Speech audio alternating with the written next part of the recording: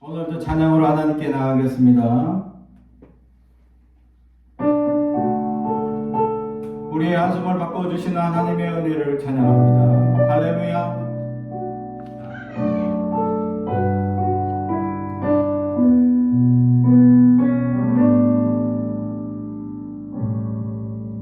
고달픈 삶의 은혜도 무너지고 사라질 것에 내 맘 두네.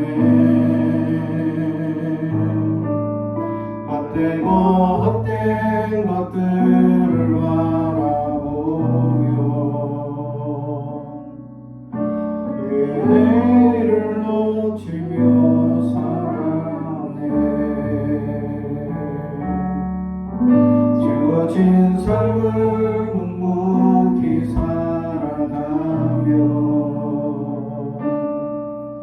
날 붙드신 주 예수를 보내. 사망 가운데 놓여진 나의 삶을 날 건지신 그 이름 예수. 나의 한숨을 바꾸셨네. 주를 향한 노래로 소망의 노래로 나의 눈물을 거두신 주 예수 이름 안에 살게 하소서.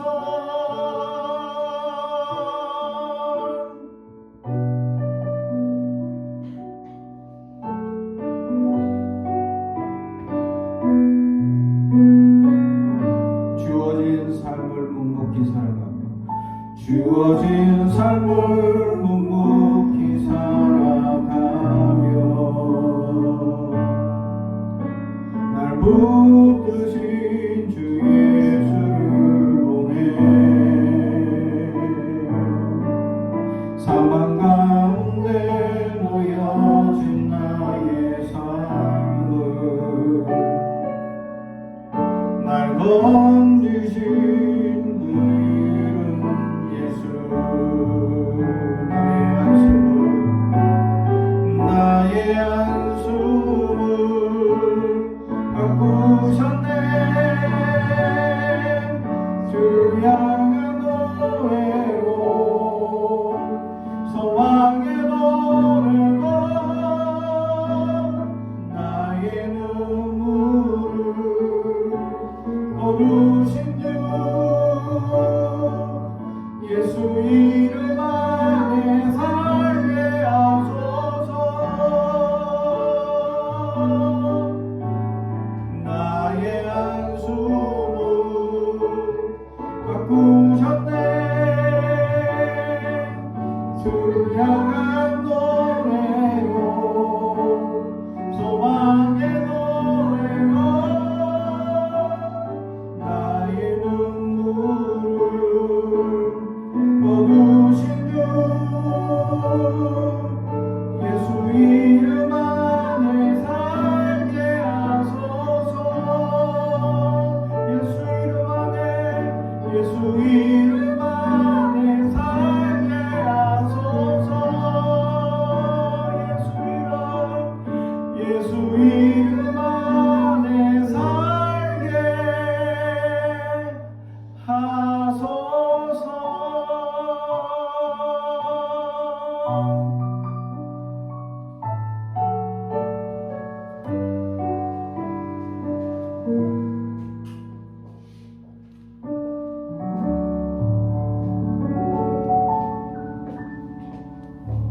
아멘. 우리 계속해서 시간을 뚫고 오신 하나님의 은혜를 찬양합니다.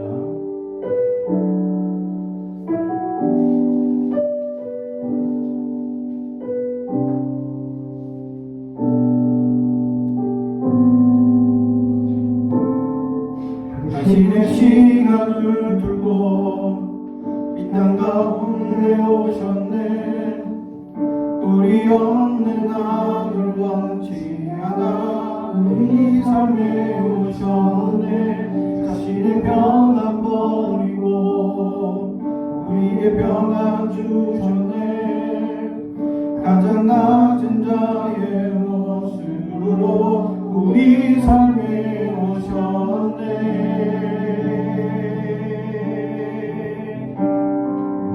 하나님 우리와 영원히 함께 하시니 꿈없는 우리에게 그 나라 보여주시네. 연약한 자들의 친구가 되어 주시고 힘없는 우리의 인생을 위로하시네.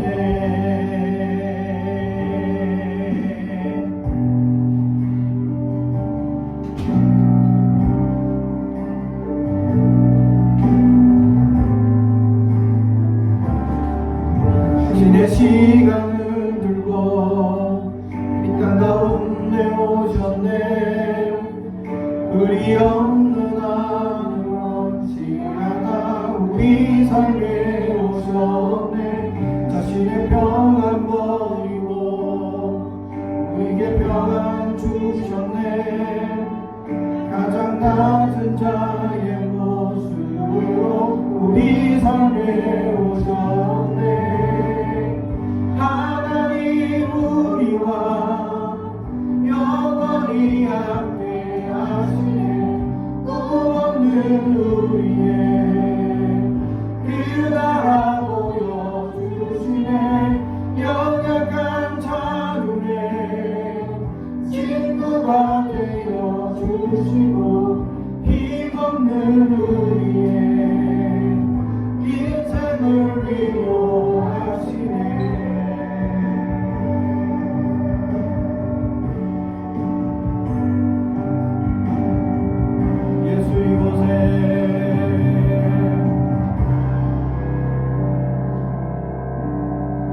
예수 이곳에 우리의 삶에 영원히 예수 이곳에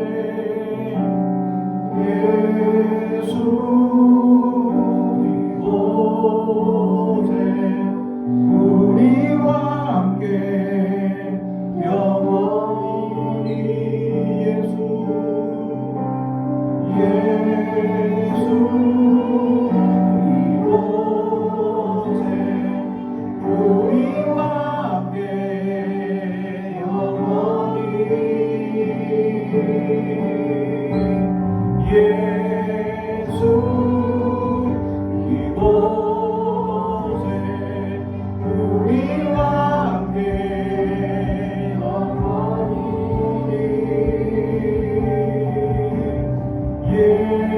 예수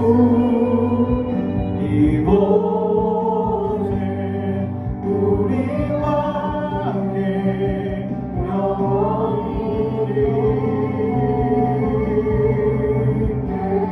예수 이곳에 우리와 함께 영원히 하나님 우리와 영원히 함께 하시네. 꿈없는 우리에게 그 나라 보여주시네. 연약한 자들의 친구가 되어 주시고 힘없는 우리의 인생을 위로하시네. 하나님 우리와 영원히 함께 하시네.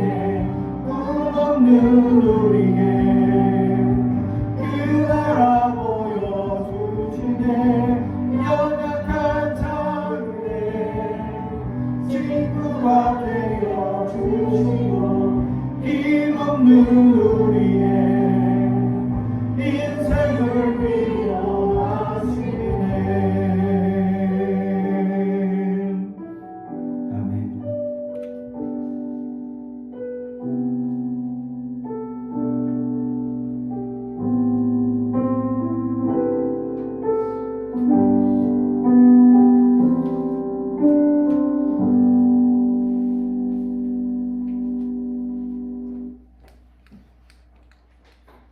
오늘 우리에게 주신 하나님의 말씀은 에베소서 3장 1절에서 13절의 말씀입니다. 에베소서 3장 1절에서 13절의 말씀, 하나님의 말씀을 봉독하겠습니다. 하나님의 말씀을 경청해 주시기 바랍니다. 이러므로 그리스도 예수의 일로 너희의 이방인을 위하여 갇힌 자 된 나 바울이 말하거니와 너희를 위하여 내게 주신 하나님의 그 은혜의 경륜을 너희가 들었을 터이라. 곧 계시로 내게 비밀을 알게 하신 것은 내가 먼저 간단히 기록함과 같으니 그것을 읽으면 내가 그리스도의 비밀을 깨달은 것을 너희가 알 수 있으리라. 이제 그의 거룩한 사도들과 선지자들에게 성령으로 나타내신 것 같이 다른 세대에는 사람의 아들들에게 알리지 아니하셨으니 이는 이방인들이 복음으로 말미암아 그리스도 예수 안에서 함께 상속자가 되고 함께 지체가 되고 함께 약속에 참여하는 자가 됨이라. 이 복음을 위하여 그의 능력이 역사하시는 대로 내게 주신 하나님의 은혜의 선물을 따라 내가 일꾼이 되었노라. 모든 성도 중에 지극히 작은 자보다 더 작은 나에게 이 은혜를 주신 것은 청량할 수 없는 그리스도의 풍성함을 이방인에게 전하게 하시고 영원부터 만물을 창조하신 하나님 속에 감추어졌던 비밀의 경륜이 어떠한 것을 드러내려 하려 하심과 권세들에게 하려 하심이라. 이는 이제 교회로 말미암아 하늘에 있는 통치자들과 권세들에게 하나님의 각종 지혜를 알게 하려 하심이니 곧 영원부터 우리 주 그리스도 예수 안에서 예정하신 뜻대로 하신 것이라. 우리가 그 안에서 그를 믿음으로 말미암아 담대함과 확신을 가지고 하나님께 나아감을 얻느니라. 그러므로 너희에게 구하노니 너희를 위한 나의 여러 환난에 대하여 낙심하지 말라. 이는 너희의 영광이니라. 아멘. 가슴에 손을 얹고 축복이 나옵니다. 나는 하나님의 사랑입니다. 축복의 사랑입니다. 우리 가정은 영원히 잘됨 같이 범사가 잘되고 강건해지는 가정입니다. 우리 교회는 번성하고 장대하게 하나님의 언약이 이루어지는 교회입니다. 아멘. 오늘 말씀의 제목은 은혜의 선물이라는 제목의 말씀으로 은혜를 나누고자 합니다. 오늘 사도 바울은 은혜의 경륜이라는 이 말씀을 합니다. 그리고 7절에 하나님의 은혜의 선물을 따라 내가 일꾼이 되었노라. 아멘. 결국 하나님께서 은혜의 선물을 주신 것이 있는데 이게 일꾼이 되는 선물이었다라는 사실입니다. 교회 안에 사람들이 섬기며 헌신하며 나아가며 봉사하다가 오랜 시간이 지나면 지날수록 지치고 힘든 경우가 생깁니다. 그러다 보면 점점 봉사하고 섬기는 일에 대해서 이제 마음이 점점 떠나가기 시작하죠. 힘들고 어렵기 때문입니다. 저희 어머니께서 교회를 처음 다니시고 권사가 되면서 교회를 섬기기 시작하셨는데 교회를 처음 다니실 때부터 섬겼던 무엇을 섬기면 가장 좋겠느냐라고 저에게 물으실 때 어머니께 주방봉사를 열심히 하십시오. 교회 안에 가장 힘든 자리가 주방봉사 자리입니다. 그러니까 어머니께서 그 주방봉사를 하시기 시작하셨습니다. 한 10년쯤 하시니까 저한테 전화 오셨습니다. 이제 더 이상 못하겠다. 왜냐하면 자기가 10년 동안 주방 봉사를 했는데 원래 담당이 있는데 자기는 그냥 꾸준히 들어가서 봉사를 해주는 거였습니다. 자기 담당만 하면 되는데 자기 담당뿐만 아니라 그냥 늘 가서 봉사하셨던 거죠. 근데 사람들이 늘 하는 걸 아니까 이제 자기 대신에 해달라고 이렇게 맡기는 사람들이 생겨나기 시작합니다. 원래 같이 해야 되는데 그래 갑자기 이제 교회 안에 일이 있으면 그래 뭐 교사 회의 한다고 갑자기 또는 뭐 갑자기 뭐 특별한 뭐 사역이 있어서 또 이 모임이 있다거나 그러면 이해를 하셨죠. 근데 그게 아닙니다. 그냥 맡기고 도망가는 겁니다.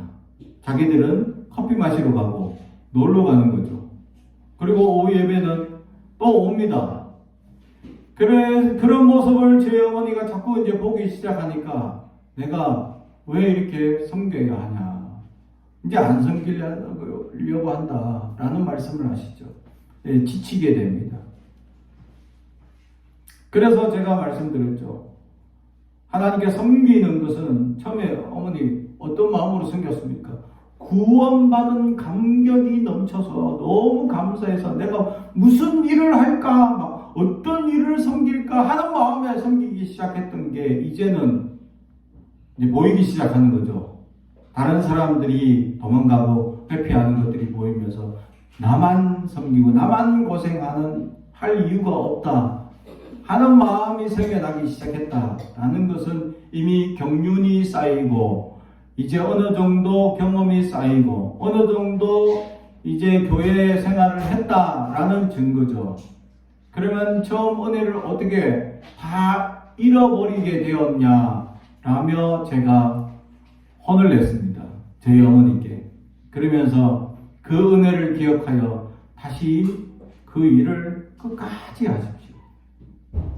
그렇게 얘기하니까 알겠다 하시면서 은퇴하시는 그날, 지금도 은퇴하시고도 시골교회에서 이제 주방봉사 힘이 되는 대로 하신다라는 얘기를 들었습니다. 그렇습니다. 우리가 일꾼이 되어서 봉사하는 것이 쉽지 않습니다. 그러다 보니까 사람들이 지치고 힘들어서 회피하고 외면하고 도망갑니다. 그래서 제가 어느 교회 부목사로 있을 때 교사를 이렇게 동원하기 위해서 교사를 해 주십시오 라고 부탁을 하러 갔는데 저 목사님 더 이상 올해는 안 하고 싶습니다 라고 얘기를 하는 거죠. 심지어 어느 교회 목사님이 연초가 되어서 이제 집사 직분을 다 주면서 이제 한 분 한 분 생각하면서 직사 직분을 다 임명하려고 하는데 이미 어떤 분이 알고 목사님 저한테 직사 직분 주지 마십시오. 저 이제 교회 그냥 예배만 드리고 그냥 그렇게 하려고 합니다. 직사 직분을 주는 순간 자기는 일을 해야 되니까 일을 올해는 정말 바빠서 못하고 직분을 아예 안 받겠습니다. 라고 얘기하는 거죠. 그래서 목사님이 본인이 그렇게 간곡히 부탁해서 집사 직분을 안 줬습니다. 그러다 보니까 호칭에 문제가 생긴 겁니다. 그러면 어떻게 불러야 돼요? 호칭은 집사라고 불러야 되나? 아니면 그냥 성도라고 불러야 되나? 그래서 집사 직분을 안 받았기 때문에 공식 문서에 이제 그분이 이제 갑자기 이제 어떤 일의 이름이 주보에 드러났는데 누구누구 성도라고 적었죠. 그러니까 화가 난 거야. 그래가지고 어느 성도한테 나를 그냥 성도로 호칭을 하셨다. 이거 어떻게 된 거냐 하면서 불편을 토했다는 거죠. 그래서 그분이 간접해가지고 목사님한테 온 겁니다. 왜 그분 왜 성도라고 호칭을 하시고 했느냐. 본인이 집사를 하기 싫다 해서 집사를 안 받으면 성도라고 호칭하는 게 당연한 거 아니냐. 안 그러면 집사를 지금이라도 받으라 라고 말씀을 하셨죠. 근데 본인은 집사 직분을 안 받고 싶고 호칭에 그렇게 불려지는 거 싫고 그래서 얘기를 하는 겁니다. 그래서 어떻게 했으면 좋을까 하고 이제 고민을 하는 얘기를 살짝 들었습니다. 우리가 살아가면서 많은 오래 교회를 섬기고 헌신하면 지칠 수 있습니다. 근데 지치는 이유가 있습니다. 왜 지치냐? 우리의 시각이 달라지기 시작했습니다. 시각이 달라졌다는 것은 무엇이냐? 우리가 은혜의 시각에서 땅의 시각으로 달라지게 된 거죠.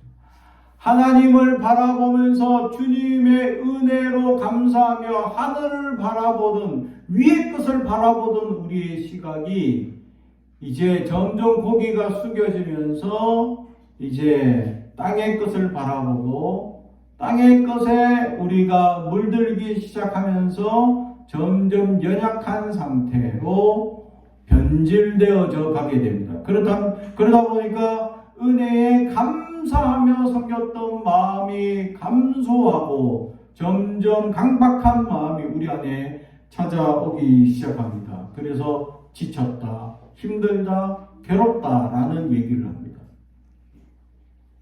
근데 제가 정말 감동의 어느 사람의 고백을 들었던 적이 있습니다. 수십 년을 교회에서 봉사하고 섬겼죠. 교사뿐만 아니라 성가대뿐만 아니라 온갖 일을 다 섬기는 겁니다. 그렇게 헌신하고 괴롭게 섬기는데 그분이 어느 날 다음에 이제 교사를 당연히 하실 걸로 알고 있었는데 물어보니까 갑자기 못 하시겠다는 거예요. 그거 왜 못 하시겠냐? 울면서 회개하면서 고백하는데 셋째가 생기니까 이제 둘째가 있어. 근데 셋째까지 생긴 거야. 셋째가 생기고 나니까 몸도 힘들고 애들까지 간수해야 되는데 누가 봐주는 사람도 없고 근데 자기가 이걸 섬겨야 되는 사명이 있는 줄 알지만 정말 더 이상 자기 몸을 쪼갤 수 없어서 정말 하나님께 죄송합니다. 정말 하나님께 사죄합니다. 하며 울며 제가 이 일을 내 몸으로 한 개의 몸으로 더 이상 섬길 수 없다라고 얘기하는 것이 정말 죄송합니다. 하며 용서를 비는 겁니다. 그 얘기를 듣고 제가 깜짝 놀랐죠. 당연히 셋째까지 생겨. 아니 어떤 사람은 하나만 생겨도 금방 그만두는 사람들이 있습니다. 근데 둘까지 넣으셔서 봉사하셨는데 셋까지 가지셔가지고 너무 힘들어. 이제 곧 나올 때가 돼가지고 이제 더 이상 섬길 수 없습니다. 정말 근데 자기가 회개하고 있어. 시키는 내가 너무 미안할 정도로 부탁할 내가 너무 아니 괜찮습니다. 당연한 거죠. 아니 다른 사람만 하나만 생겨도 다 힘들다고 그만두는데 집사님은 지금 셋째, 둘째까지 열심히 섬길 수 있다가 셋째 때에 이제 너무 힘들어서 못 섬기겠다. 시키는 내가 잘못이죠. 내가 나쁜 놈입니다. 근데 그분이 눈물을 흘리며 회개하더라. 그걸 보며 야 진짜 섬기는 일꾼이구나. 은혜가 마음에 가슴에 늘 충만케 있구나 라는 것을 제가 배워봅니다. 사랑하는 성도 여러분, 은혜가 이 하나님을 섬기는 것을 은혜로 감사하며 섬기는 사람들은 10년, 20년, 30년 아닙니다. 100년을 섬기도 모자랍니다. 하나님 앞에 은혜의 간격이 있는 사람은 100년을 섬겨도 시간이 모자라고 더 많은 것들로 섬기기를 원하고 헌신하기를 원하는 진정한 일꾼이 될 수 있다라는 것입니다. 그래서 사도 바울은 그 은혜를 알기 때문에 오늘 성경을 적은 이 에베소가 언제 때냐? 오늘 3장 1절에 보면 그가 갇혔을 때에 그래서 이 갇힌 자 된 나 바울은 라고 말하고 있는 것처럼 사도 바울이 로마에 갇혀 있습니다. 가택연금에 처해져 있는 상황이죠. 지금 조금만 있으면 사도 바울은 이제 순교를 당하기 직전의 상태입니다. 다시 말하면 사도 바울의 사역의 말년에 해당하는 사항이죠. 말년인데도 불구하고 하나님 앞에 이 일꾼의 자리가 은혜로 여겨지는 사람, 하나님을 섬길 수 있는 것에 은혜로 감사하며 살아가는 사람들이 있다는 거죠. 우리는 살아가면서 불평과 불만을 많이 합니다. 수많은 불평과 불만 속에 우리 또한 같이 불평하고 불만을 내세우며 살아갑니다. 그러나 은혜가 있는 사람들은 불평할 수가 없습니다. 왜냐하면 하나님이 함께 주신 은혜가 너무나 크고 감격스럽기 때문입니다. 이 은혜가 어떻게 해서 충만할 수 있느냐?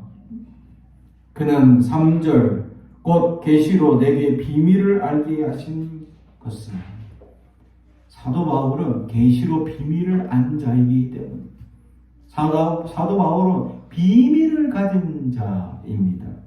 우리가 생각할 때 뭐 비밀, 성경에 비밀, 계시 나오면 뭔가 중요하고 또는 내가 알 수 없는 특별한 어떤 계시가 있고 어떤 비밀이 있겠구나 라고 생각하지만 전혀 그렇지 않습니다. 사도 바울은 이 비밀을 조금만 보면 이해한다. 이미 내가 앞에 기록했다라고 오늘 본문에서도 얘기하고 있으면서 이 비밀을 이미 우리에게 알려주고 있습니다. 그게 뭐냐? 계시로 내게 비밀을 알게 하셨다. 사도 바울이 다메섹 도상에서 예수님을 만난 사건을 의미합니다. 그게 계시였고 비밀은 뭐냐? 예수님을 만나서 받은 복음, 구원의 감격이 바로 비밀이었습니다. 사도 바울은 오늘 에베소 전체에 이르러 그 사실에 대해 우리가 생각할 때 그냥 구원, 십자가 구원 이렇게 얘기하면 되는데 그걸 자꾸 비밀이라고 표현하고 있습니다. 왜 비밀이 되고 있을까? 구원받는 사건이 왜 비밀일까? 저는 이해합니다. 왜냐하면 저는 중간에 믿어본 사람이기 때문에 예수 안 믿던 시절이 있던 사람이기 때문에 예수 안 믿던 시절에 있던 사람이 예수를 믿으면 그것이 비밀인 줄 압니다. 왜? 예수 안 믿던 시절에는 전혀 예수를 몰랐기 때문에 구원받는 역사, 새 하늘과 새 땅 그런 것들을 전혀 몰랐던 시절이 있었습니다. 그러다가 예수를 믿는 순간 새 하늘과 새 땅을 보게 되고 구원의 감격을 온몸으로 느껴본 사람들이 그것이 비밀임을 깨닫게 돼요. 왜냐하면 그들에게는 감춰져 있기 때문에. 사도 바울이 얘기하죠. 감춰져 있다. 근데 우리에겐 계시해 주셨어요. 이게 은혜다라는 사실. 예수를 믿는 것이 얼마나 큰 은혜냐라는 사실이죠. 아직까지 구원의 감격에 대해서 연약한 신앙들이 있는 사람들이 있습니다. 하나님의 구원의 역사가 얼마나 놀랍고 귀한 역사인지 우리는 알아야 합니다. 중요한 것은 나는 예수를 믿지만 확신하지만 다음 세대는 믿을까? 저에게 숙제는 그겁니다. 우리 부모들의 숙제는 그거야 돼야 할 것입니다. 강요해서 되는 것도 아니죠. 예수 믿으라고 강요한다고 우리 자녀들이 믿을 것도 아닙니다. 그렇다고 방치할 수도 없는 일입니다. 이들에게 예수의 생명을 어떻게 하면 전할 수 있는지 저때는 감추어져 있다는 겁니다. 어느 날 예수의 놀라운 역사가 저들에게 임하게 되고 감동으로 찾아오는 역사가 있어야 한다라는 사실이죠. 근데 이게 모태신앙들이 이게 굉장히 힘듭니다. 왜냐하면 이 들어온 이야기들이 너무 많다 보니까 그 감동과 감격이 감쇠하기 때문이죠. 저는 전혀 몰랐던 세상을 하루아침에 만나서 놀라운 역사를 변화받는 것을 온몸으로 체험해봤기 때문에 사도 바울 입장에서 이방인들이 예수 믿는 사건은 기적이나 마찬가지인 역사입니다. 그래서 사도 바울은 이것을 비밀, 구원받는 역사를 비밀로 기록하고 있다는 거죠. 그래서 사도 바울은 이 계시의 비밀을 감격해 보았던 사도 바울이 이 비밀의 계시를 받아 감격을 누렸던 작은 벌써 20, 30년 전입니다. 그런데도 불구하고 그는 그 감동을 잊지 않고 있다. 할렐루야. 구원의 감동을 잊지 않는 자.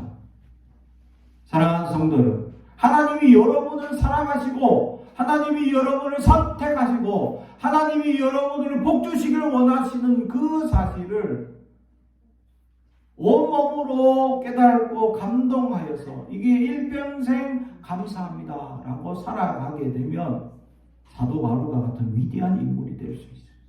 할렐루야. 그래서 그는 하나님께 받는 그 어떤 일이든지 은혜의 선물로, 고달플지라도 은혜의 선물로 여기고 있었다라는 거죠. 근데 우리가 생각할 때 사도 바울이 이 하나님을 섬기고 복음 전하는 이 일이 선물로 여길 수 있느냐라고 생각할 때는 아니죠. 왜냐하면 그의 인생이 호락호락하지 않았기 때문입니다. 그래서 오늘 본문에서도 얘기합니다. 오늘 본문에 보면 13절, 그러므로 너희에게 구하노니 너희를 위한 나의 여러 환난에 대하여 낙심하지 말라. 아멘. 사도 바울이 이미 받은 여러 환난의 이야기를 초대교회들이 많이 들었습니다. 근데 이걸로 인해서 낙심하지 마. 예수 믿으면 저래 되나? 라고 이야기가 될 수 있습니다. 예수 믿으면 부자가 되든지, 예수 믿으면 성공을 하든지, 예수 믿으면 다 성공하든지, 예수 믿으면 다 잘 돼야 되는데, 사도 바울 보니까 맨날 사람의 위험, 바다의 위험, 강의 위험, 죽을 뻔한 고비, 온갖 환난과 어려움을 다 겪고 있는 거예요.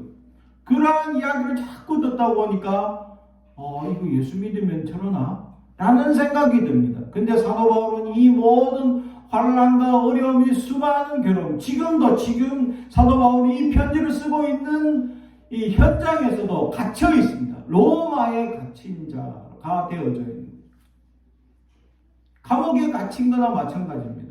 물론 가택연금이라는 차이가 있죠. 집 밖에서 일체 나가지 못합니다. 병사들이 지키기 때문에. 하지만 사람들과의 면회는 자유롭습니다. 자기 집이기 때문이죠. 그래서 갇혀있는 이런 상황까지 이야기를 들으면 사람들이 예수 믿으면 감옥 가나? 예수 믿으면 실패하나? 예수 믿으면 잘못하다가 저 사람 죽겠는데? 죽나? 라는 두려움의 이야기들이 전파됩니다. 하나님의 일을 하는 사람이고, 하나님의 일을 정말 은혜의 감격과 감동으로 섬기고 있는데도 불구하고 환난은 우리를 피하지 않는다라는 거죠. 환난은 우리를 피해가지 않습니다. 더 많은 환난이 주어질 수도 있고, 그래서 불평과 불만이 더 우리 안에 넘칠 수 있다는 겁니다. 더욱이 세속에 살아가면서 세속 사람들처럼 더 불평과 불만만 가득하고 감사와 은혜가 없다라는 사실이죠. 사랑하는 성도 여러분, 하나님을 섬기는 일이 은혜의 선물로 여기는 사람들은 구원의 감격이 늘 처음 하나님의 주셨던 사랑을 잃지 않는 사람들이다 라는 것을 사도 바울을 통해서 오늘 우리에게 깨닫게 해주고 있습니다. 두 번째로는 9절에 영원부터 만물을 창조하신 하나님 속에 감추어졌던 비밀의 경륜. 비밀은 뭐라고 했죠? 구원에 대한 이야기. 그러면 경륜은 무엇이냐? 우리나라 말로 경륜, 뭔가 그것에 통달하거나 아주 탁월하게 일을 잘하는 그런 의미로 쓰고 있는 것 같지만, 이 오늘 성경의 이 경륜이라는 단어는 원래 이 오이코스라는 단어가 합성이 된 겁니다. 그래서 이 집에 일을 잘하는 사람이라는 뜻이죠. 그래서 어떤 다른 성경에서는 이 단어를 가지고 정직이 또는 집사라고 표현도 하고 있다라는 것이죠. 그런데 이것을 비밀의 경륜이라고 붙여놓은 이유는 그리스도의 구원을 통한 일꾼이다. 그리스도의 구원을 잘 전하고 있는 사람이다 라는 뜻입니다. 다시 말해 하나님이 주신 그 처음의 계시의 구원의 감격에 늘 넘쳐서, 그래서 이 비밀의 경륜, 하나님께 섬기는 이 일에 대해서 늘 감사하고 섬기는 일. 근데 이 일을 자기를 통해 드러나게 하시더라라는 거죠. 자기는 어떤 사람이냐? 사람들 중에 지극히 작은 자 중에 하나. 다른 성경에서는 아주 자기는 불의하고 포악한 자라고 표현도 하죠. 왜? 예수 믿는 사람들을 잡아서 죽이던 그런 공의의 회원이었기 때문이죠. 그래서 다메섹 도상에 내려가다가 주님을 만났을 때 주님이 하신 말씀이 뭡니까? 사울이었으니까 사울아 사울아 왜 나를 괴롭게 하느냐. 그게 주님이 그에게 첫 번째 하신 음성이다. 그러니까 그때 사울이었던 바울은 제가 언제 주님을 괴롭게 했습니까? 나는 주님을 괴롭게 한 적이 없습니다. 나를 믿는 자를 죽이는 그 일이 나를 괴롭게 한다. 하고는 그 깨달음을 주시고 사도 바울은 거기에 감동하고 거기에 눈물 흘리고 그리고 그는 눈을 감게 됩니다. 앞을 보지 못하는 역사가 나타나죠. 왜냐하면 세상에 살 때 사람들의 대부분의 역사는 자기 보이는 대로 살기 때문입니다. 자기 경험이 최우선으로 살아가는 사람들입니다. 눈을 감는 순간 우리의 외부에서 들어오는 모든 자극의 90%가 눈으로 다 들어오는데 눈을 감는 순간 우리는 침묵하게 됩니다. 그리고 주님을 찾게 되죠. 그럼 내 안에서 들려주신 주님의 음성을 듣기 시작합니다. 외부에 돌아오는 모든 자극의 90%가 시각에 머물러 있기 때문에 눈을 감게 하신 이유는 더 이상 보지 말라는 거죠. 더 이상 세상의 자극에 자극받지 말라는, 그리고 주님 앞에 집중하라라는 것. 우리는 주님 앞에 집중하며 살아가야 합니다. 그래야 우리가 그 은혜를 잃어버리지 않을 수 있다라는 사실이죠. 사랑하는 성도 여러분, 우리는 은혜를 잃어버리는 자로 살고 있지는 아니합니까? 그래서 은혜를 잃어버린 자의 습관이 배어져 있습니다. 불평하고 불만하고 화를 내고 분노하고 분쟁하고 다투고 그러고 있지는 않습니까? 사랑하는 성도 여러분, 은혜를 잃어버린 것에 대해서 하나님 앞에 참여하시기 바랍니다. 내가 얼마나 어리석고 얼마나 은혜를 잃어버리며 정말 연약한 삶을 살아가고 있는지, 그래서 끊임없이 세속주의가 내 안에 찾아와 나를 어렵게 하고 힘들게 함에도 불구하고 내가 얼마나 거기에 흔들리고 있는지에 대해서 이야기를 하고 있다라는 것이죠.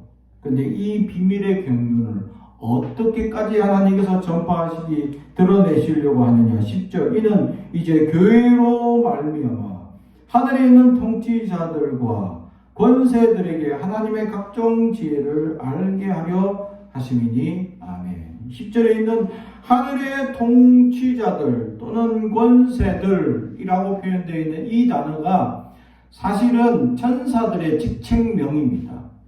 사도 바울이 다른 성경에 또는 에베소에서도 또 골로새에서 보면 이 단어 하늘의 통치자 권세들이라는 단어를 씁니다. 요게 헬라어 원어로는 이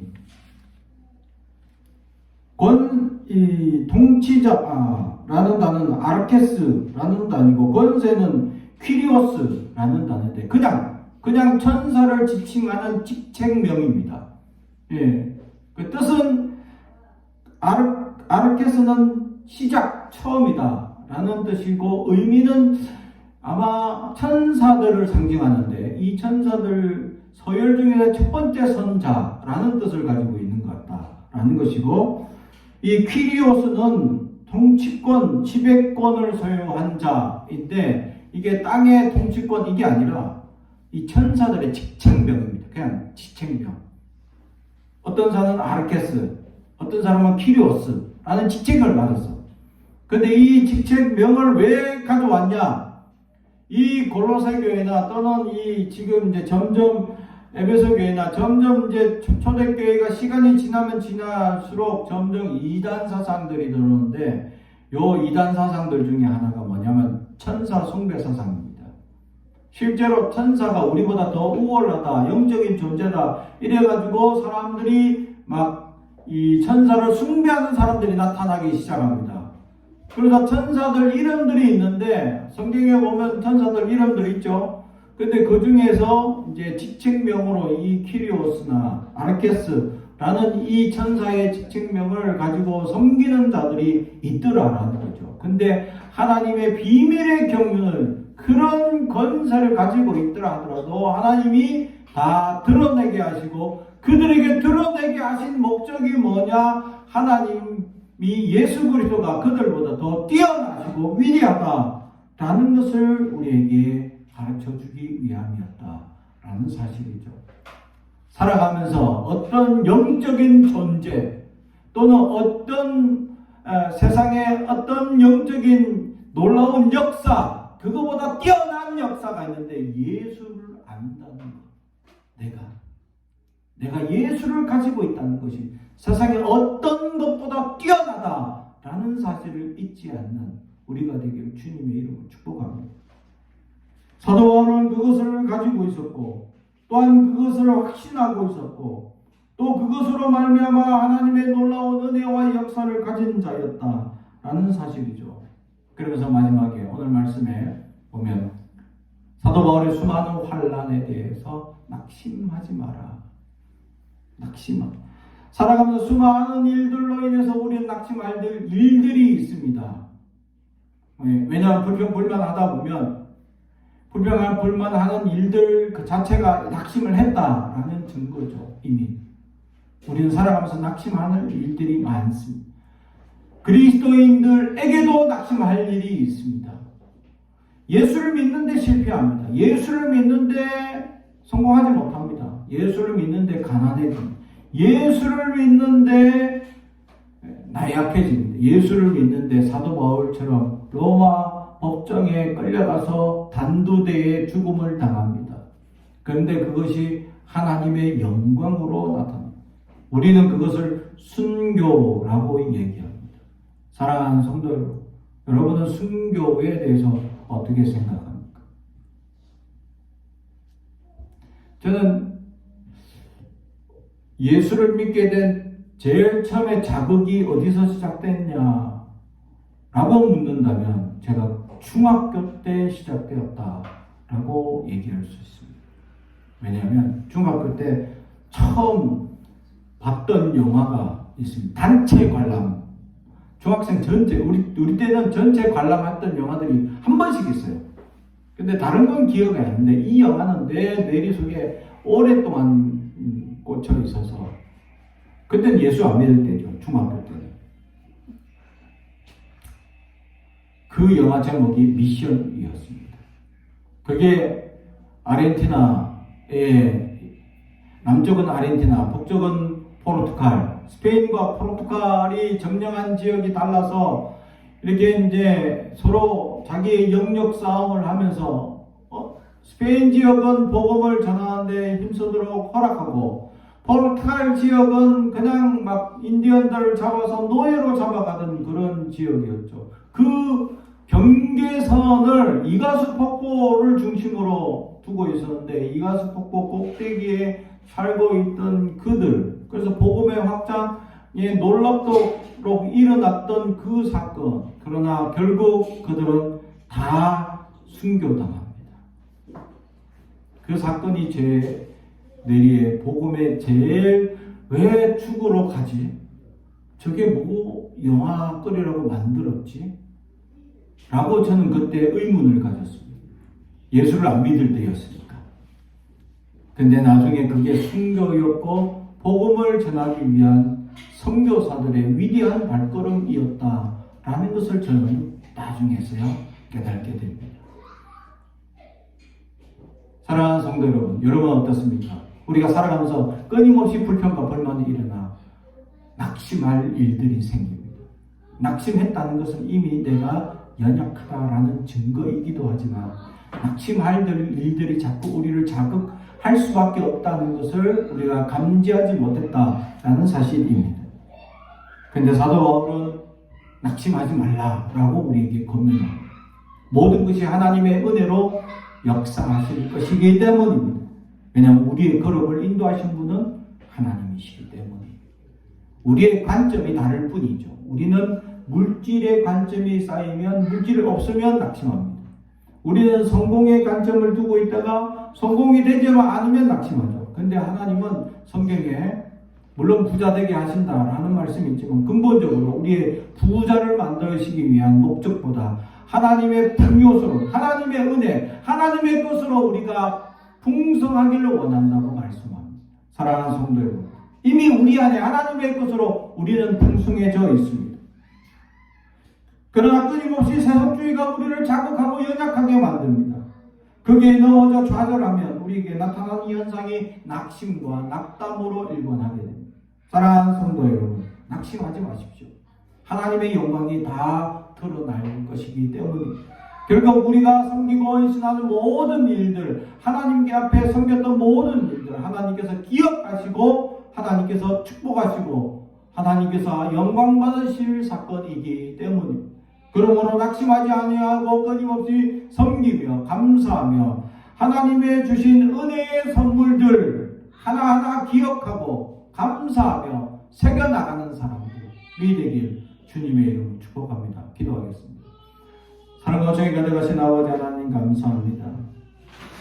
한량없는 은혜로 하나님께서 하나하나 주신 놀라운 선물들이 너무나 많음을 우리는 기억합니다. 그런데 우리는 그 은혜의 선물들이 하나님이 주신 줄도 모르고 내가 입은 줄 착각하거나 또는 하나님이 무엇을 주셨는지도 모르고 낙심하거나 하나님께서 무엇을 주실까요한 기대만 하고 주지 않을 때 낙심하는 어리석은 우리를 용서하여 주시옵소서. 하나님 우리에게 주신 은혜를 기억하는 은혜를 더하여 주시고 그리하여 늘 그 은혜를 잊지 아니하여 날마다 감동과 감격 가운데 살게 하옵소서. 감사드리며 예수님의 이름으로 기도합나이다. 아멘.